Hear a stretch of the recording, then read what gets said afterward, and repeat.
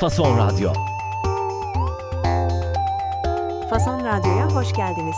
Bakü stüdyolarından seslendiğimiz Azerbaycan'dan Haberler programındasınız. Ben Özlem. Herkese keyifli bir cuma günü diliyorum. Mən də Əli. Hər vaxtınız xeyir dəyərli dinləyicilər. Özlem, xoş gördük. Bakıdan bütün Türkiye'ye selamlar. Hazırsansa bugünün 22 May tarixinin önemli haberleriyle başlayaq. Hazırım Ali, seni dinliyoruz. Bugün gündemde neler var? Bugün Bakıda olduqca önemli bir görüş baş tutub. 7-ci Azərbaycan-Avropa İttifaqı təhlükəsizlik dialoqu keçirilib. Nümayəndə heyətlərinə Azərbaycan tərəfdən Xarici İşlər Nazirinin müavini Araz Əzimov, Avropa İttifaqı tərəfindən isə Avropa Xarici Fəaliyyət Xidmətinin baş katibinin müavini Enrique Mora rəhbərlik edib. Ali, bu güvenlik diyaloğu kulağa çok ciddi geliyor. Tam olarak ne anlama geliyor bu? Yani masada hangi konular oluyor genelde? Terörle mücadele mi, enerji güvenliği mi yoksa başka konular mı konuşuluyor? Əlbəttə Özlem, bu diyaloqlar çox geniş bir spektr əhatə edir. Dediyin kimi, terrorizmlə mübarizə, kiber təhlükəsizlik, enerji təhlükəsizliyi kimi məsələlər hər zaman gündəmdədir. Xüsusilə Azərbaycanın Avropanın enerji təminatındakı rolu artdıqca, bu xətlərin təhlükəsizliyi mühüm əhəmiyyət kəsb edir. Bundan başqa, Cənubi Qafqazdakı son vəziyyət, regional münaqişələrin həlli yolları, sərhəd təhlükəsizliyi kimi mövzular da ətraflı müzakirə olunur. Bu, illik keçirilən bir görüşdür və tərəflər arasında əməkdaşlığın dərinləşdirilməsi məqsədi daşıyır.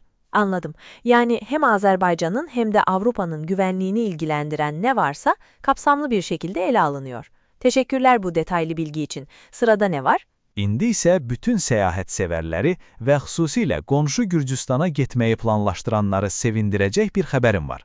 Uzun bir fasilədən sonra Bakı-Tbilisi-Bakı marşrutu üzrə qatar biletlərinin satışı başlayıb. Harika bir haber bu. Demek o meşhur Bakü-Tiflis treni tekrar seferlere başlıyor. Çok nostaljik ve keyifli bir yolculuk olduğunu duymuştum. Peki Ali, bu uzun fasile ne demek? Yani ne kadar süredir bu seferler yapılmıyordu? Fasilə, yəni ara, mola deməkdir.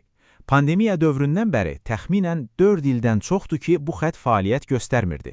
İndi isə Azərbaycan Dəmir Yolları yenidən bilet satışına başladığını elan etdi. Qatar axşam saatlarında Bakıdan yola düşür və səhər Tbilisidə olur. Yol boyu mənzərəni seyr edərək rahat bir yolçuluq imkanı təqdim edir. Kulağa çok hoş geliyor. Akşam trene binip sabah başka bir ülkenin başkentinde uyanmak. Fiyatlar hakkında bir bilgi var mı peki? Türkiye'den Bakü'ye gelen bir dinleyicimiz belki oradan da Tiflis'e geçmek ister. Biletlərin qiyməti vaqonun növünə görə dəyişir.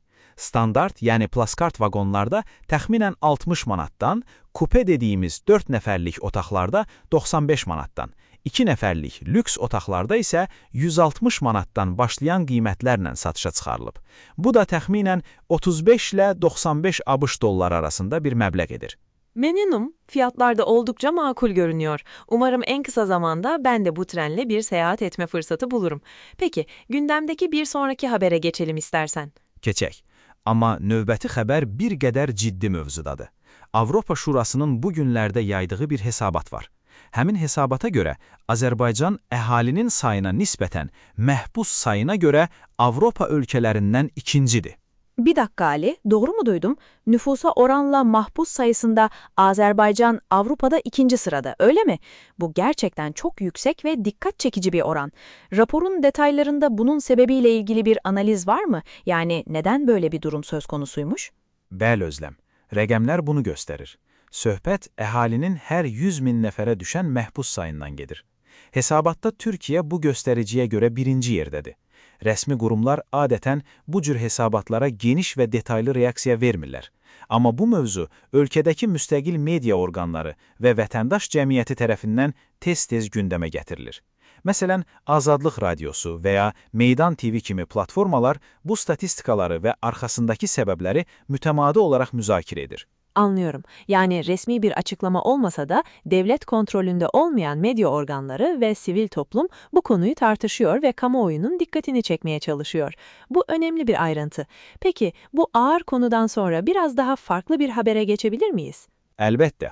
Gündəmi biraz da fərqli, tarixi bir notla davam edək.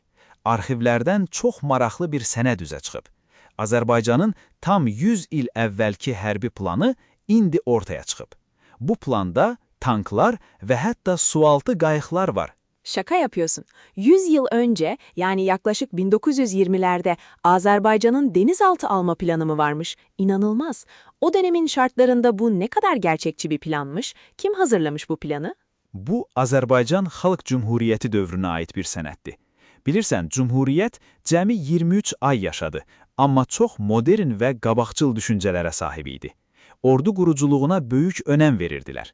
O dövrün hərbi münazirliyinin hazırladığı bir planda ordunu gücləndirmək üçün Fransadan tanklar, Xəzər dənizində donanma yaratmaq üçünsə sualtı qayıqlar, bizim dildə desək sualtı qayıqlar alınması nəzərdə tutulubmuş. Sualtı qayık. Çok güzel bir ifade. Yani birebir çevirisi zaten. Vay canına. Gerçekten çok vizyoner bir bakış açısıymış. O dönemin zor şartlarında böyle bir modernleşme hamlesi düşünmek takdire şayan. Ama sanırım bu planlar hayata geçemedi, değil mi? Bəli, təəssüf ki, reallaşmadı. 1920-ci ildə apreldəki Sovet işğalı bu və bunun kimi çox mütərəqqi planın yarımçıq qalmasına səbəb oldu. Amma bu sənəd Cümhuriyyət qurucularının öz müstəqil dövlətləri üçün nə qədər böyük xəyallar qurduğunu bir daha göstərir. Kesinlikle öyle. Tarihin tozlu laflarından çıkan bu tür belgeler geçmişe dair ne kadar ilginç ve aydınlatıcı pencereler açıyor. Ali, bugün de gündem epey yoğundu. Ağzına, yüreğine sağlık. Təşəkkür edirəm Özlem. Bizi dinləyən bütün dinləyicilərimizə də vaxt ayırdıqları üçün minnətdarıq. Yarın yine aynı saatte buluşmak üzere. Hoşça kalın.